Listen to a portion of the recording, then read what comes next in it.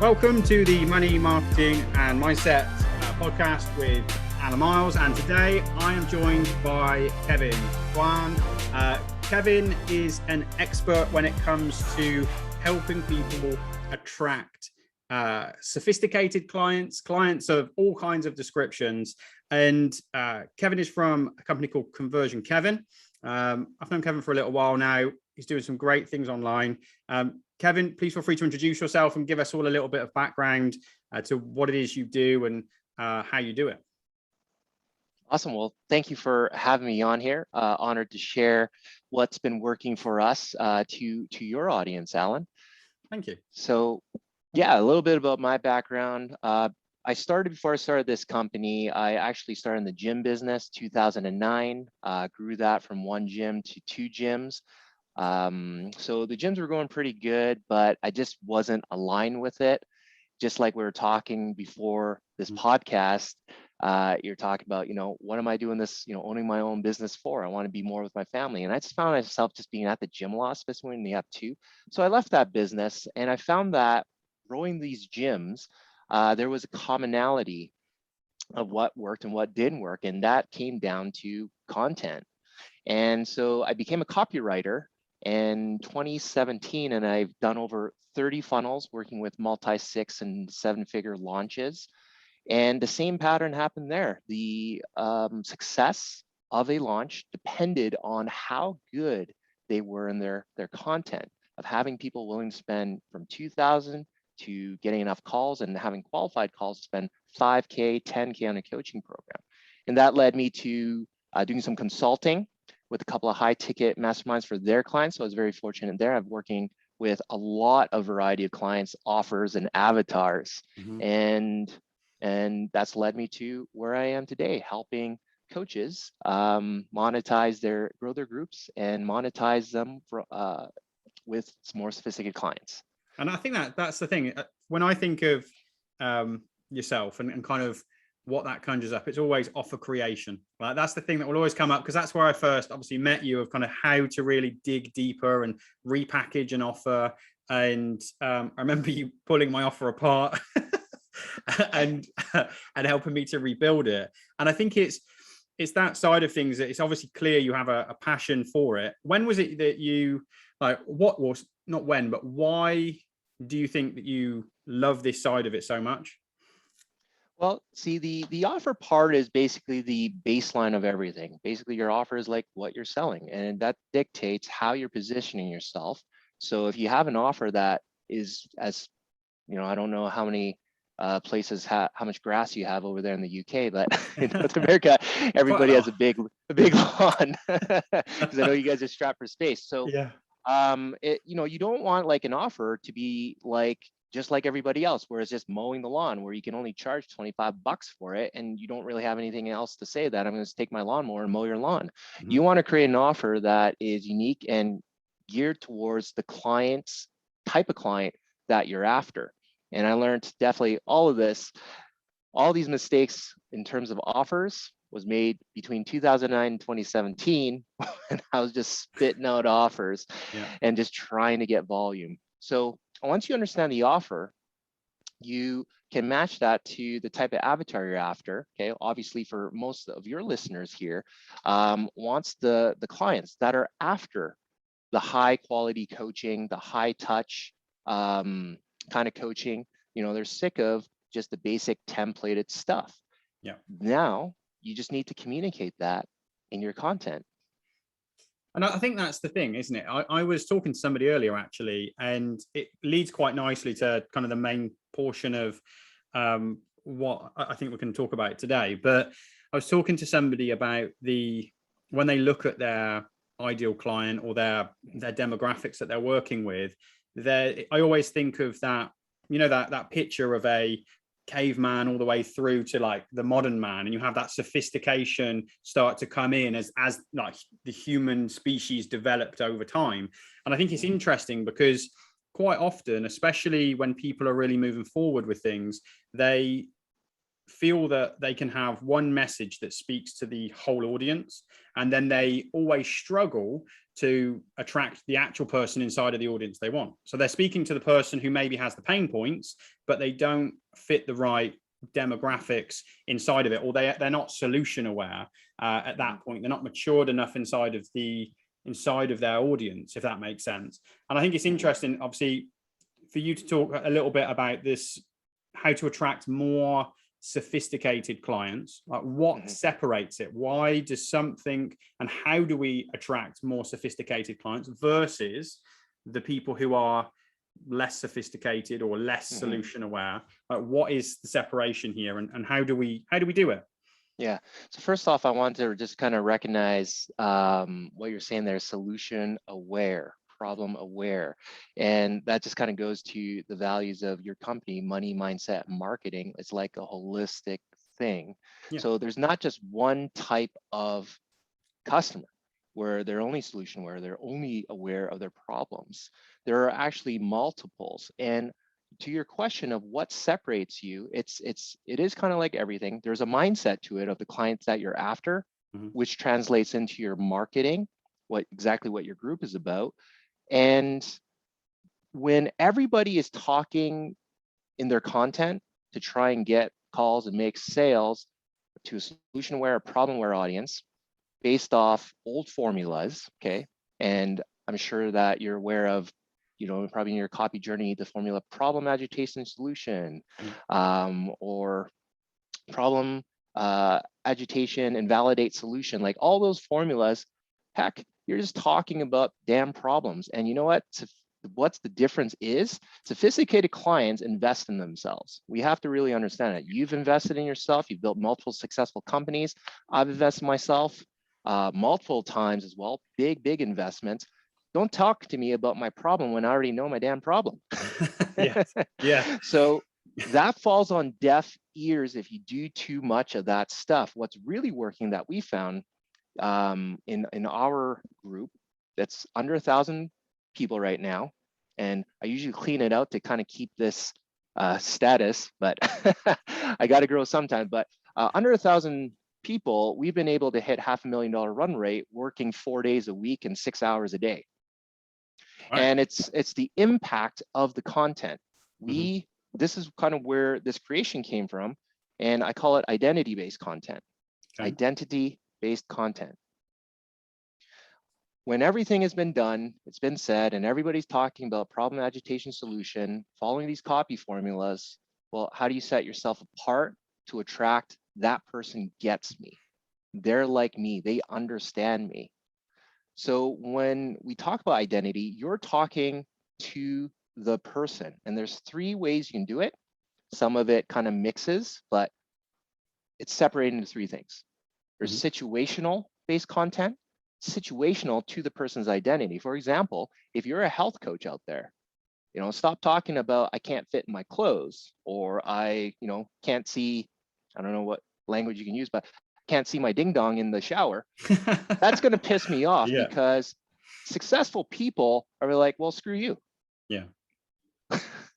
Like their ego protects them. Yeah. But you can hit them at the situational thing where what they do in their day-to-day lives with that identity as a business person, an entrepreneur. So you could talk about how, you're addicted to a state of high performance. You drink caffeine in the morning, but then you're so hyped up you can't fall asleep, and you have a swig of whiskey, and you repeat and you repeat, and look at where we're at. So that's a situation as an example. Quick one off the top of my head. Yeah. So that's number 1. What situations does this sophisticated client find themselves under in their business and in their life? That's what you want to speak to. Okay. So when I looked at crap, yeah, that's like me 6 months ago or right now, right? So that I quickly identify, and why you want to do this, I can quickly identify with that because I know it's not wrong. I mean, I know it's wrong, and that is kind of what I'm already thinking. So situations. And do you still want, sorry to interrupt, but do you still want these situations to obviously elicit the emotion inside of it? Is it really just about painting the picture, and the emotion at this point isn't so important? Mhm. That's actually a good question. You do want to elicit the emotion always. You have like 3 seconds to capture somebody's attention, and you got 7 seconds for them to decide if they're going to read or not. So yes, you got to meet them where they're at the emotional part. And normally at a situational thing, that that situation captures their attention, and it starts to elicit some emotion there so they can decide if they want to read or not. Because yeah, totally right. Because if you can't capture their attention, you're not, doesn't matter how good your post is. Yeah. Okay. Cool. So what's the next one? The next one, meaning. So more sophisticated clients create different meanings out of problems. Okay. Example. So let's say you have the overall problem. Let's say you're a weight loss coach. We'll use that for an easy example. So if you're a weight loss coach, both have that problem. Okay. And then there's all these pain points and all that stuff under it. So let's say I'm overweight, and here's a common one. So mostly for females that we get. So we got problem, then we have problems of weight loss, then we have you're invited to go out for a social event. Okay. And then there's two different meanings. Okay. One person can say, well, I can't find anything to wear, so I'm not going to go out. And then, you become depressed. That's going to attract a certain type of client because they create a different meaning out of that problem. Then you got the second thing where if they're successful, they're progressive, they're going to do something different. They're going to make a different meaning out of it. So they probably go on a crash diet, or maybe they just won't eat all day so they can fit into their clothes, or eat the next day, but they still go out. So having those two types of content are going to attract two completely different people. One, probably more victim and scarcity minded. The other is probably like type A, and I'm going to solve this problem. Yeah, that's interesting. So, because obviously you wouldn't necessarily, if you're, and I think this is the thing, some people are just very gifted at writing content, and obviously it's a skill that's learned. But I think this is one of those things that when you start to move online and you start to be focusing more on creating like mid or high ticket services, it's no longer about, and if we use the fitness example, the fitness coach as the example, they're no longer trading their time for money where they service everyone in their local area. It's now about understanding these really small nuances that create that thing. Because I think one of the first problems everyone experiences is, well, I've got people engaging with my content, but none of them have got any money. And it's not until you actually look at the content and you look at what you're saying that you really see it's because you're speaking to the victim, you're speaking to the person who has ultimately, and no offense to them, they've rolled over and died essentially. And they're that person who will go through commodity product after commodity product, the Weight Watchers, Slim and World, Beachbody, low ticket program over and over again, expecting it to create a different result. And it's about, I think, transitioning people. I refer to it as passive polarization. And I think this is something that I think, because I'm British, we don't aggressively polarize very well. And I think there's some American coaches in particular, you see some people really stand out, don't they? They're very good at aggressively polarizing people. Whereas for whatever reason, British people struggle with that to quite a degree. You don't see Richard Branson polarizing people the same way as Grant Cardone will polarize people. And it's, do you know what I mean? It's that different approach, but that passive polarization, it seems, in my mind, seems to be speaking a lot to the meaning side of things, of how you word things. It's going to attract that right person and pull them forward. And through all of these things, we're looking for people to be putting their hands up and really identifying with what we're writing. Correct? Yeah, 100%. And kind of what you're saying there, with the polarization and such, really, I don't really see it as polarization. I see it as really leadership. Okay. And I know you're big on the mindset, and I think I 100% agree. You have to have a certain mindset to be able to take a stance. You're taking a stance that I believe in this so much that I don't care what these other people say. And that's going to create an energy where you're going to attract people who are going to come to you, because people like people, or people are very attractive people who stand for something. Look at activists, for example. Doesn't cost any money, or it doesn't cost them to join them in their group, but it's time, Mm. because that energy of standing for something is very infectious.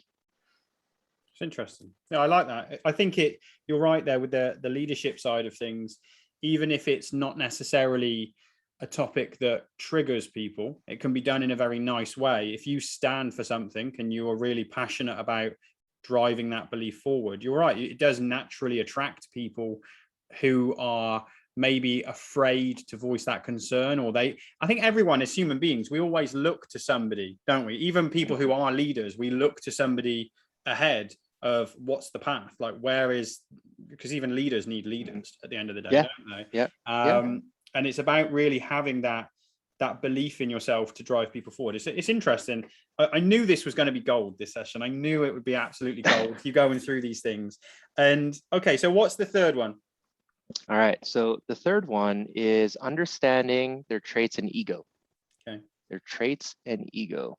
Mm-hmm. So this is kind of where you got to get deeper into the mindset of your audience. Okay, you meaning whoever is listening here, that you got to understand beyond the surface level. So you have to understand that, well, you know, let's say you're after a sophisticated client as an entrepreneur. Well, a lot of them are type A.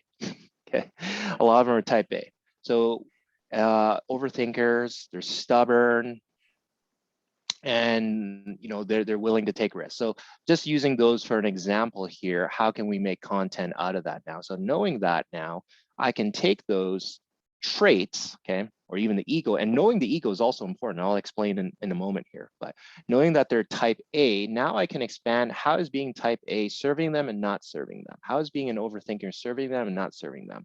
So instead of creating another problem agitation solution formula type content, I can talk about straight up quote of what they're thinking. You just got off another call with investment, you know it's going to help you, but you say, I'll think about it.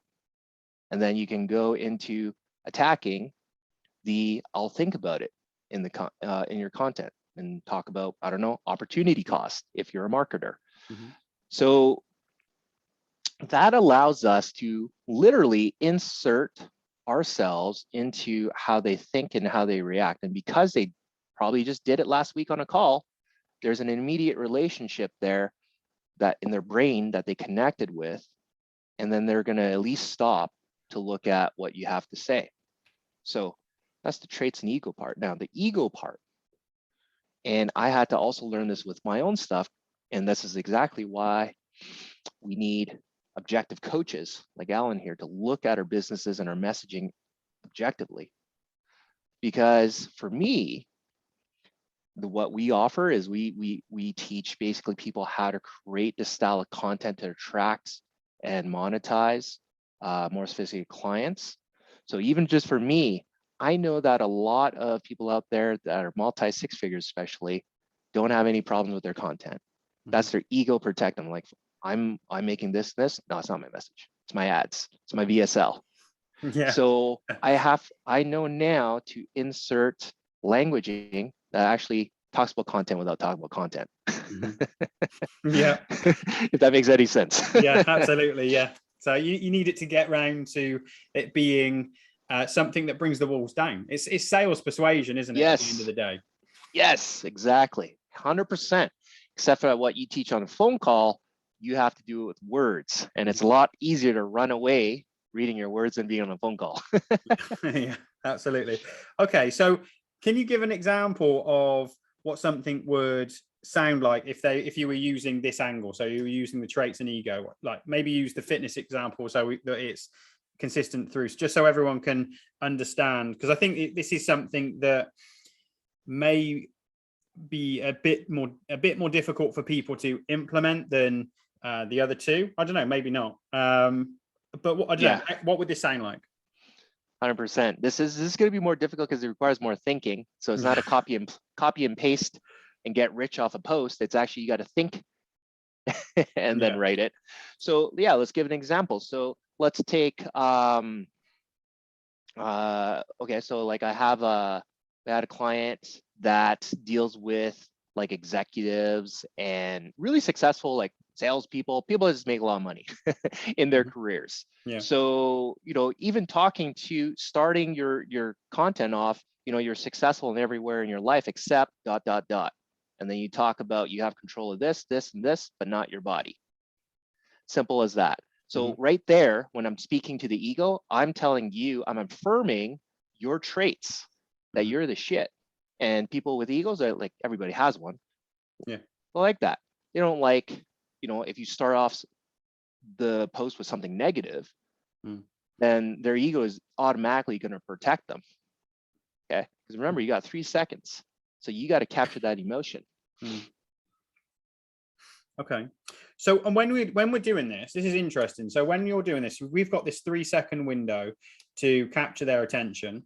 How important do you think pictures are when it comes to content? So if we're talking specifically Facebook at this point in time, people are putting content out, or even an email. Like, obviously I know the headline's going to be, just in the email side of it, the headline's going to be important to whether they open the email or not. But where do you think pictures play a role? Because I think some people will say pictures are really important. Other people will say they're not important. What are your thoughts on it? Okay, so yeah, I can only speak from the coaching industry. That's where I've mostly worked. And first, we got to define what a pitch is, because every day I'm pitching. So I guess for your audience, like let's define what is a pitch. Okay. Yeah. So sorry, let me re-go. It's my English accent that's causing a problem. So the pictures. So let's say they've put together. Let's say they've put together a nice piece of written content. The graphic and the image that they use. How important is that image? Do you think they even need an image some of the time? Oh, sorry. I thought you meant pitching. Pitch. Pitching is always important. Always be pitching. Okay, sorry. Yeah, the image. Okay, sorry. Okay, so pictures. Yes. Yeah, that's actually interesting that you brought that up. Because I don't know, maybe telepathically we're thinking the same thing here. Okay. 2 weeks ago, I did just more observation, because Facebook's not going to tell you, how they do their algorithm, their secret sauce. Like you just have to be smart enough to understand the pattern. And I noticed that in my group, the reach has been freakingly ridiculous. And I took a 2-week vacation, posted a few times, but then I came back, like not frequently, but then I came back and started posting. And I would usually get a reach of maybe 230. Highest is probably 400 or 500. And that's a group of 900 people, over 900 people. I came back 2 weeks later. I'm just posting and posting, not more frequently, but then like on some of my posts, Alan, you're getting like 744 reach. Right. I'm like, the hell is happening? And then I look back at my posts. I'm like, okay, well, I'm posting more pictures of me and my daughter and me and my wife. So I know to your question is like, how important are they right now? Okay.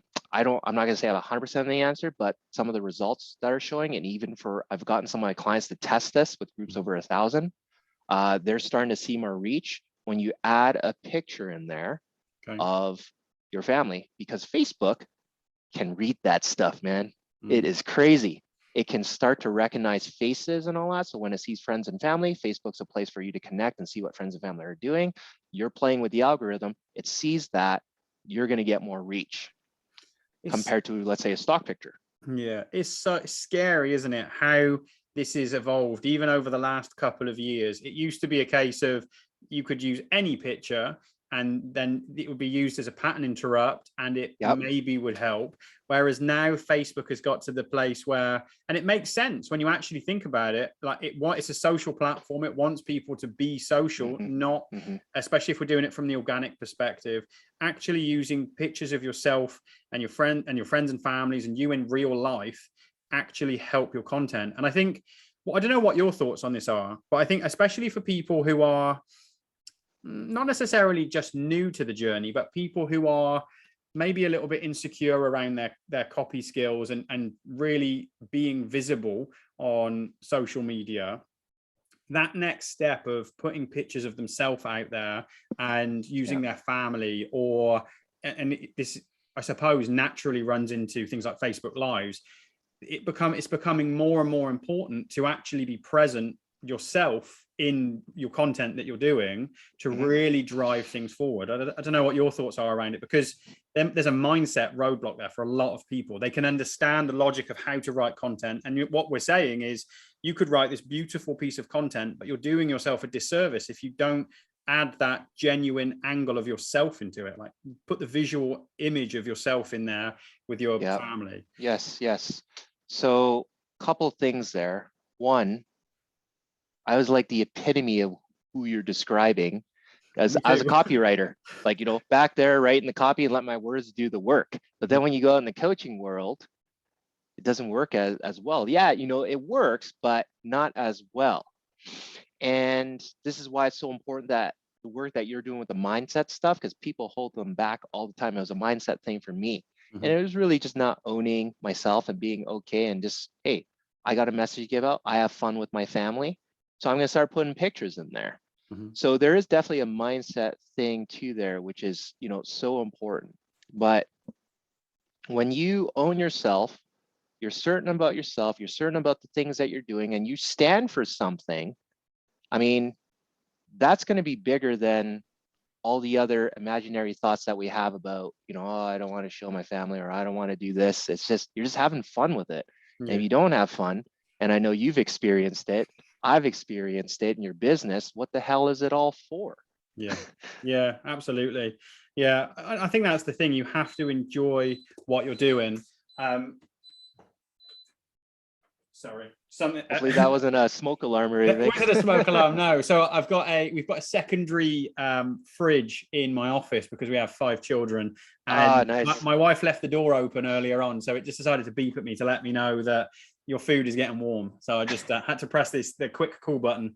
So yeah, I think it's one of those things that you've got to enjoy what you're doing, but it's something, I think there's a mindset thing here with online. I know when I look back, you kind of, and maybe you're the same, obviously from the copywriting angle, you hid behind the words to a degree. And it's a case of, you think, I know when I came to online, I thought to myself, it's okay, I can hide behind the internet and I can put off doing videos and I can put off doing pictures and not be too involved in it from that angle, because I don't need to speak to people. It can be emails and it can be the stuff that doesn't scare me. And I think in this day and age now, especially in a post-COVID world, I think online coaching moved forward a lot in a lot of different industries. And it's now about, more than ever, really getting yourself out there and facing that fear. Like, the sooner you do that first Facebook Live that has nobody show up to, the better. And then keep doing it and keep doing it and keep doing it. And the same with getting pictures out there. They don't need to be perfect. And in my opinion, I think the faster we can take action on things, we bypass that thought process of needing things to be perfect. And I was talking to somebody around marketing a while ago, and I thought it really summed up the internet quite well. They had a viral post on TikTok, and it had over 1 million views and had some ridiculous amount of comments. And the only reason it had gone viral was because he had said it was like an iPhone, I think it was an iPhone 10, XS or something like that, but it was actually an iPhone 8. And people just wanted to correct him. The post went viral simply because of the mistake that he'd made. And I think so often we get so hung up on this need for perfection, and we panic if we make a mistake. Oh no, I forgot my spelling isn't absolutely perfect, or my picture isn't cropped right. But yet that opportunity, that mistake that he made, created a viral post. And I think it's that thing of just, I don't know what your thoughts are on it, but just taking action, jumping, trial and error, just keep going. It's okay. Like, the post will be forgotten in about 5 minutes. Like, the amount of content we put out into the world, I think I'm a big believer that more is better, because it's like kicking bricks into the Grand Canyon, isn't it? Ultimately, if you just do one post a week, you're never going to get the traction that you really want. I don't know. What are your thoughts around content volume? Yeah, I love that analogy. I'm gonna have to borrow that, kicking a brick into a Grand Canyon. Wow, that's amazing. I'm actually gonna write that down after we finish this. So I want to commend you for that, but I wholeheartedly agree. My values is not to post 10 pieces of content a day, which we get a lot of clients coming over that were told that. Mhm. and then they go from posting 10 to like 4 per Mhm. week, and they make more money. Okay. So if you can get your content to be more impactful using these, speaking to somebody's identity, Mhm.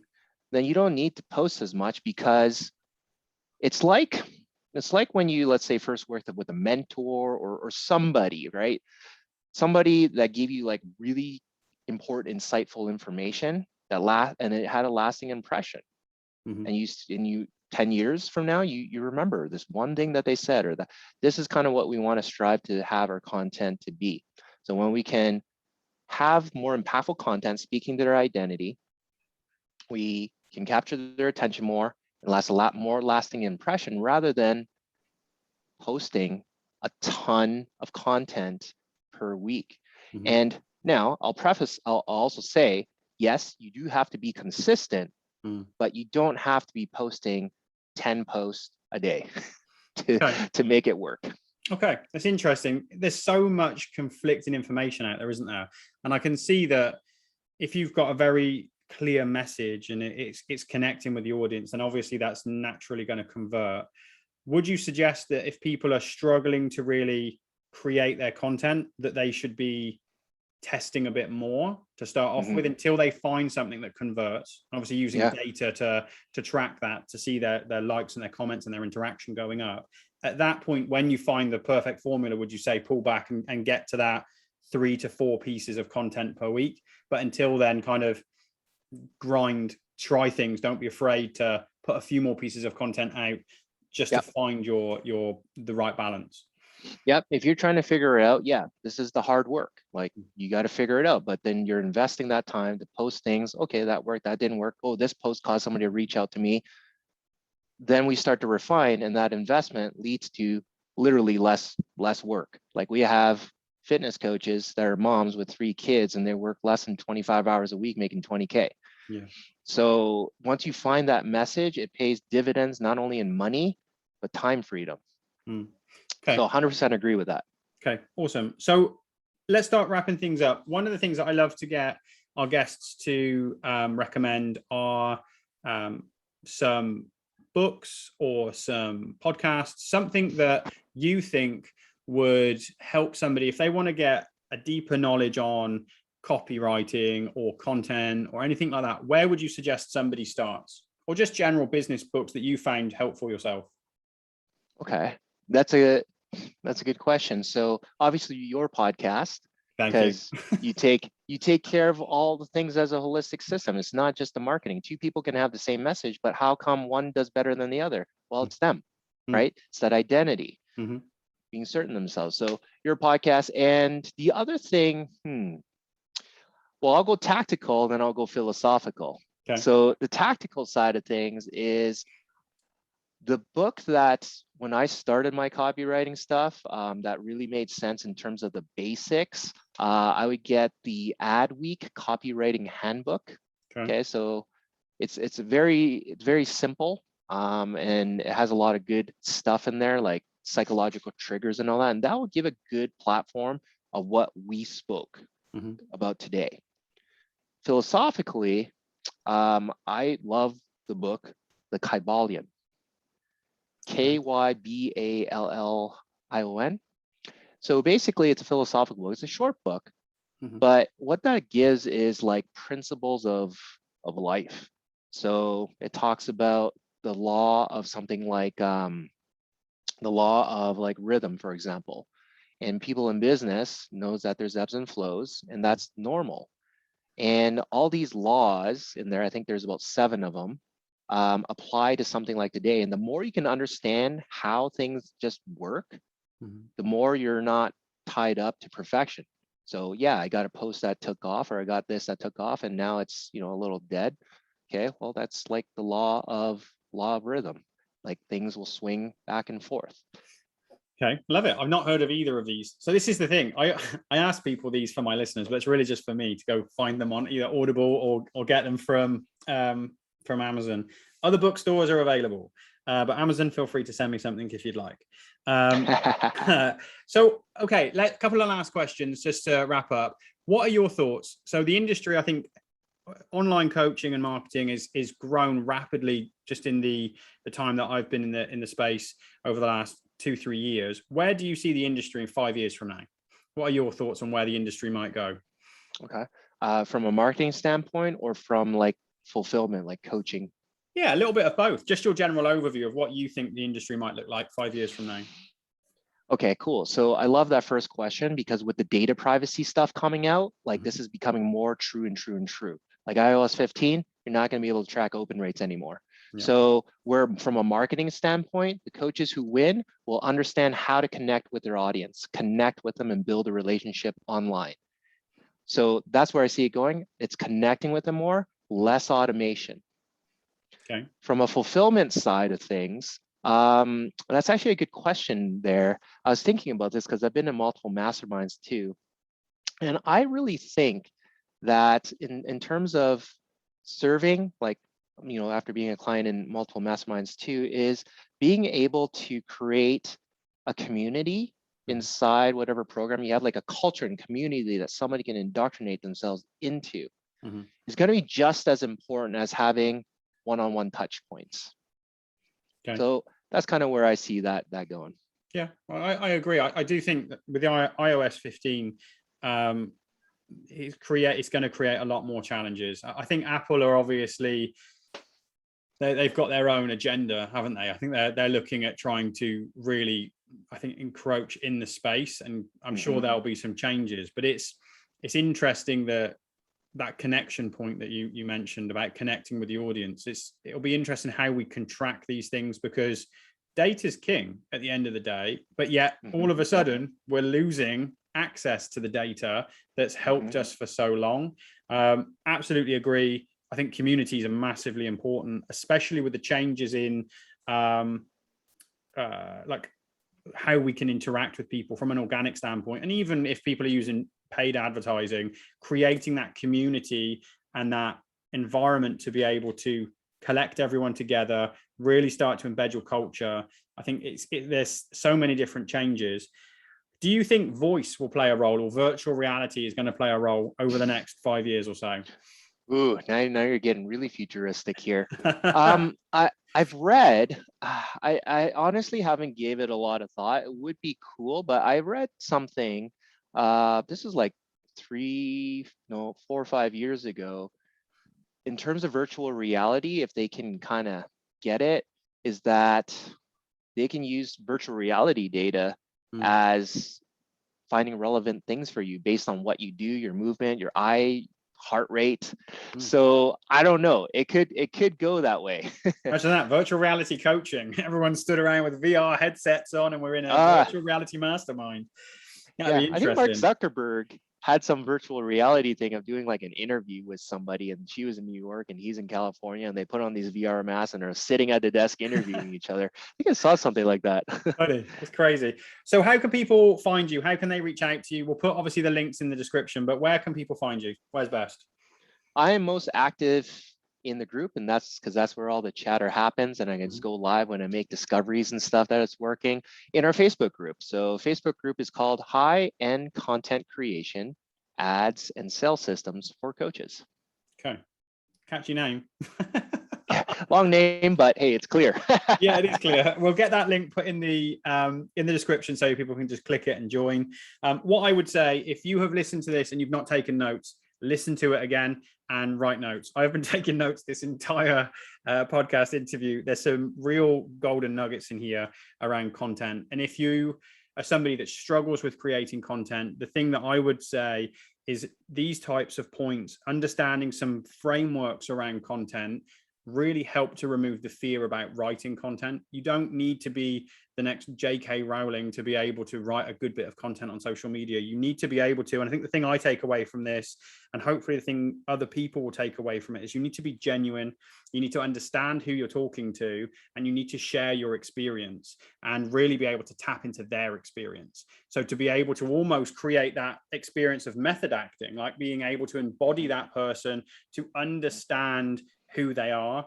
And this is something that I actually remember having a conversation with yourself, and there was somebody else as well that I spoke to about it. But this was something that I was really struggling. And I think this is a touch point that a lot of people struggle with at the beginning, truly understanding their ideal client to a deep enough level.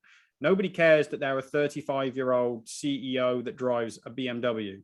We care about their beliefs. We care about what motivates them, what drives them, those deeper level things, and being able to dig into that. I think audience insight used to be a fantastic tool, and it's a real shame they got rid of it, because I think it helped people to make that leap mentally and start to understand what are people looking at, and then you could really play with that. Whereas now it's just about digging a bit deeper with it, doing some research in different ways. But yeah, this has been a really, really interesting session. Is there any final words that you'd like to leave everyone with? Just that, as this coaching industry grows, just like Alan says, like it's grown. I think my business partner who owns an ad agency said about 400%. So coaching industry is going 400%. In a noisy world, and when everybody's doing the same thing, what's left is you. So you got to show up if you want to attract your ideal clients. You got to show up in your genuine way, and everything else will come into place. Fantastic. Well, thank you, Kevin. Thank you for your time. It's been a pleasure having you on. You're free to come back anytime you like. This has been absolute gold. Please be sure to like the podcast, share it with friends and family, get this message spread far and wide. If you're not already a member, please be sure to join not only Kevin's group, but also join the Money Mindset and Marketing Facebook group. We will be breaking down this training in a bit more depth next week, exclusive for group members. So be sure to check that out. And I look forward to seeing you all next week. Take care, everyone.